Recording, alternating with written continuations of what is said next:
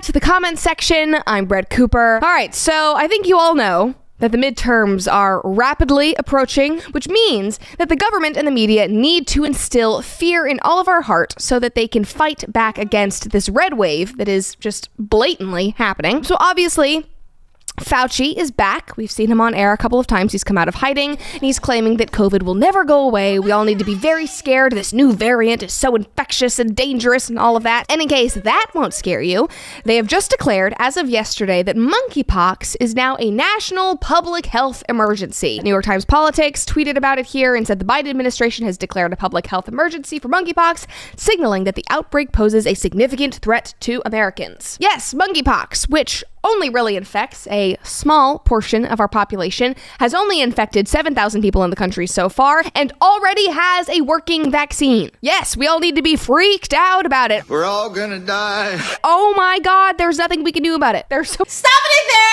and welcome to Mika Reacts to Reviews, where reacting to things on the internet. Same day, same shirt, different video. And today we are reacting to and returning to the comment section with Brett Cooper, and she is talking about the monkey bumps, the virus, the new a national emergency that has been going around. To be perfectly honest, like, I don't really pay attention that much to it because I'm like, a lot of people are just kind of over it. In India, they're not even really talking about it. I don't believe there's any cases here, and no one really talks about it. And so kind of like just, you know, out of sight, out of mind kind of thing. I just don't really think about it. But I think because recently it was declared a national health emergency or something like that, it's been on my timeline a lot more often now. She said that it only affects a certain group of people. I think she's being a little sensory there, but we'll see how she moves along with the video. Yeah, it's fear. It's fear. It's fear. It's fear. Some people really thrive in fear. Some people love to be scared and love fear. But I think for the most part, a lot of people don't care, and I don't think this is a distraction that's necessarily going to work, except those people, again, that really thrived in the lockdown and the mandates and sort of like that sort of power to tell people to put on a fucking mask. You hate grandma. You're a right-wing QAnon Trump supporter because you're not getting triple poked. You know, like a lot of people like really relished in that power to like spit on people and yell at people on planes because their mask is employed to their eyeballs. Like a lot of people miss those days, right? And so those will be the first in line. But I think for the most of us, we're all over it. But anyway, we're gonna get back into it. But before you do, please like, comment, and subscribe. Hit that button to get notifications when I do upload. All of that really does help with the algorithm, guys. Other than that, sit back, relax, and continue to enjoy the video. All right, here we go. How many steps you can take to protect yourself? People are so up in arms, though. The fear-mongering is working. Twitter is just a shit show right now. They are literally tweeting about lockdowns, about protecting kids, because now kids are getting monkeypox, which does not sit well with really anybody with a rational mind, just saying. But they're so up in arms that they're tweeting about locking down schools, shutting down the economy, and wearing masks. But guys, there is literally a type of mask that you can wear to prevent this, and you do not wear it on your face. South of the border, down Mexico way. Yeah, again, I think she's hinting where she's going with this. I'm gonna let her get there. But even though I haven't been very heavily invested in what's going on, I know some stuff. Oh, the population and the groups of people that's been most affected, where the outbreak has kind of originated the most in the States. Google it. So yeah. Anyway, I think that's why she said she's concerned, the fact that it's been found in children. But like other viruses that was heavily concentrated in one group of people at first, it can still spread to other people, so that's fair enough to talk about the risk to other people getting it. But anyway, we're gonna continue now. Best part about all of the monkeypox ridiculousness is that most people have a good sense of humor about it. Like this guy said, the US declared a state of emergency for monkeypox. I would like my stimulus check direct deposited into my account by Friday at 12 a.m. Eastern Standard Time. Like, yeah, are we gonna send out all of this money for monkeypox, or are we too busy sending it to Ukraine? We are in the center of Kiev. We are here. Another person said, I rebuke COVID, monkeypox, and inflation in Jesus' name. Yeah, those are the trifecta right now, honestly. I also rebuke Biden sniffing me. Anyway, so apparently, though, commenting on the fact that monkeypox is mainly contracted between men who have sex with other men, is not science. It is homophobia. And the whole media circus is trying to spin that narrative. Apparently, the US government isn't doing enough to combat that homophobia, and we can't say that it is an STD, even though it is mainly contracted through sex because it has those spores and stuff. So if you touch somebody that is infected, you can get infected, especially if you have a cut or something like that. So technically, we can't say STD, but guys, it basically is. But that's homophobia. Well, you're gay for homophobia. Stopping it there. Okay, so yes, I've heard people talk about this. First of all, it was the news that reported where it originated from and the groups of people that it was mostly affecting. So they're the one who said it. People are just repeating that knowledge. And if it is facts and science, then it should be said out loud, right? To help protect the community that is affected the most. Like if there was a virus or something that affected the Black community the most or heavily so, I would want to know that so I can know the steps to take to protect myself. However, she's right. If someone has the spores in their body, anyone can contract that if you're rubbing against or touching that person. So let that be known. Say, hey, this is who it heavily affects the most. This is really where it's concentrated, but anyone can catch it. Just say that. You cannot combat stigma and hatred and phobia towards a community by lying, by not telling the truth.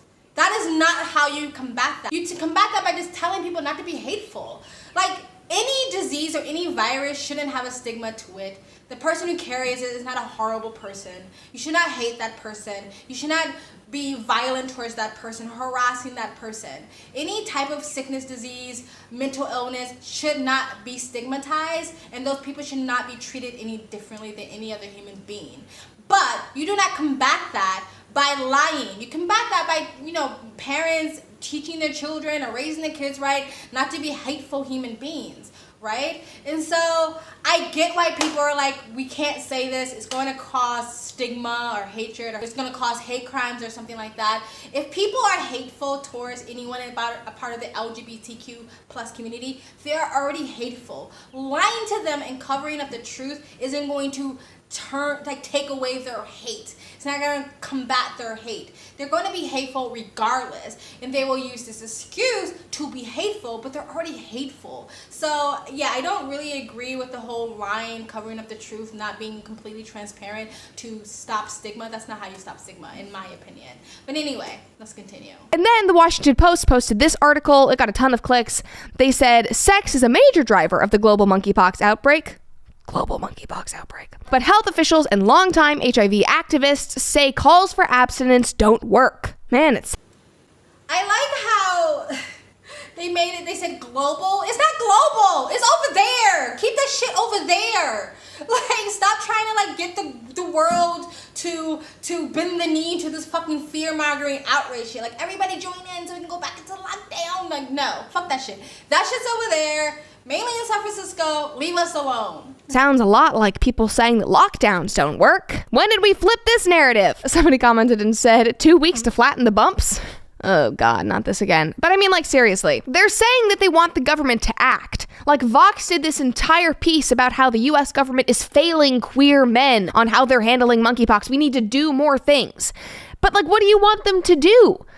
Other than tell you not to have sex. Just roll out more vaccines, make everybody else go back to their homes so that you can keep having sex? No, I'm not going to do that. We're not shutting down the economy again so that people can keep having promiscuous sex while trying to avoid the consequences. God forbid you change your behavior and take accountability for your own health. But no, I guess Daddy Pharma will just come in and fix everything per usual. Big Pharma, kiss my ass! Yeah, it is funny how when we said lockdowns wouldn't work, that was conspiracy and right-wing fear-mongering. But saying, hey, just protect yourself when it comes to sex, or just be abstinent for a while till we figure out what's going on, that won't work. That won't work. But lockdowns, for sure. You know what I mean?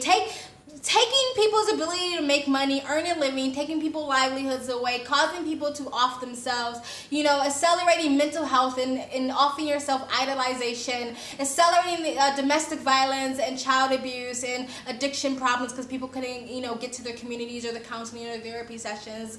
That was all fine. Lockdowns definitely worked, right? But staying abstinent or protecting yourself sexually, that won't work, right? That won't work. It makes no fucking sense. But anyway, let's continue. Greg Price tweeted and said, so are gay dudes pretty much incapable of not having orgies with random people for a couple of months to stop the spread of monkeypox? God, it's so funny. Like, obviously not every gay guy out there is going to all of these orgies, but the fact that people are defending them is just like, we're in a weird wrinkle in time.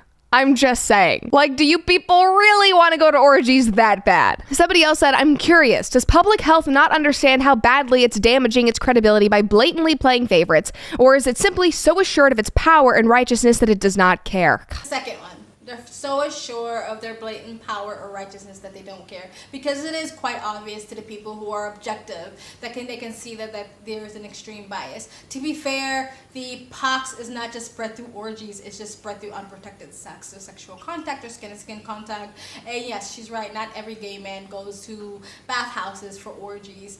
A lot of straight people also go to orgies. But anyway, let's continue. Such a good, yeah. Somebody said the latter, it doesn't need credibility when it has power.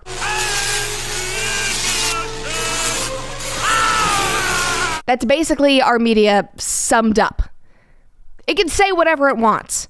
You know, they argued for the last 3 years that we needed to lock down the entire economy just a little more. Like, we can't open up the schools yet, just a couple more months. But now, if people are calling for like bans on sex or whatever, we need to stop all of this, you know, gay orgies, whatever. Oh no, that doesn't work. That doesn't work. I don't really care either way, but at least have some consistency. Like, this is just a clear example of how politicized science has become. They're flipping the narrative. They're flipping policy depending on, you know, which side they want to appease. That's really scary too, and she's right. Science has become politicized, and that's why you can't just say like trust the science, because it's like, well, if it's biased and people are paying and lining their pockets and say, hey, lean to a certain political ideology or narrative, then how can you even trust that? So it's becoming scary when things are supposed to be objective and just factual, just based off the data and based off the scientific evidence. That is no longer the case anymore. That is when you literally cannot live in that type of society, because that is just going to create this weird type of like cognitive dissonance, and it's crazy. Anyway, let's continue. It's ridiculous, and if you can't see that, I don't know what to tell you. It's all fear porn, and everybody just needs to calm down and take a page from DeSantis' book. This is what he said yesterday after Biden said that this was like an emergency. The overall stuff, but what I would say is, you see any of these politicians you see out there trying to scare you about this, do not listen to their nonsense. I am so sick. I am so sick of politicians, and we saw this with COVID, trying to sow fear. And we're not going to go back to like Fauci in the 80s, where he was trying to tell families they were all going to catch AIDS watching TV together. And so I just want to be sure. You see some of these states declaring states of emergency. They're going to abuse those emergency powers to restrict your freedom. I guarantee you that's what will happen. I mean, he literally did not pull any punches, especially that comment about Fauci. Like, that is straight fire. And if you have not heard all of that about Fauci, you can go watch Michael Knowles' documentary about it, because it is absolutely wild. But the fact that DeSantis is having to explain to people that these states are going to shut them down to restrict their freedom after 3 years of literally living in the midst of it and seeing it is absolutely batshit crazy. Like, Newsom is a power-hungry, slimy little man. If he gets the opportunity to shut things down again, to put himself in a bigger position of power, he will do it. And other governors and mayors and officials like him will do it as well. They're just trying to scare you. Don't let them. They're just trying to scare you. Don't let them. Exactly. But, you know, a fearful society is a controllable one. We already know this. But, yeah, some people love it. Some people want the fear. Some people want it. They want it so bad. I don't know why. People are, like, addicted to it. But anyway, guys, that's it. Let me know what you you think in the comment section below. What I said, what she said, what you know about the whole monkey virus, and what you think about it, and what you think how the media is dealing with it. Do you think you can curb stigma by lying and not being transparent about the truth? Anyway, let me know in the comment section below. Please like, comment, subscribe, hit the bell to get the notifications when I do upload. All of that really does help with the algorithm, guys. And if you'd like to support the channel even further, my PayPal link is in the description box below and also in the comment section. Of course it helps, but you don't have to. You can just like, comment, subscribe. Another great way to support this channel is either join my branded membership program, different levels, different tiers, different perks, or you can visit my branded merch shop. Links down below and links to all of the internet platforms I'm on, my socials, including my Twitter. All the ways to support me and all the ways to contact me for business is always in the links down below. And if you like, you can super thanks. I also have a second travel vlog channel. I travel as a lifestyle or live abroad. If you'd like to know where I am in the world, you can go to the description box below and also in the comment section. Hit the link, go subscribe to my travel vlog channel, and there follow me on my travel Instagram. My stories is usually what's most up to date. And you guys have an amazing day. Bye.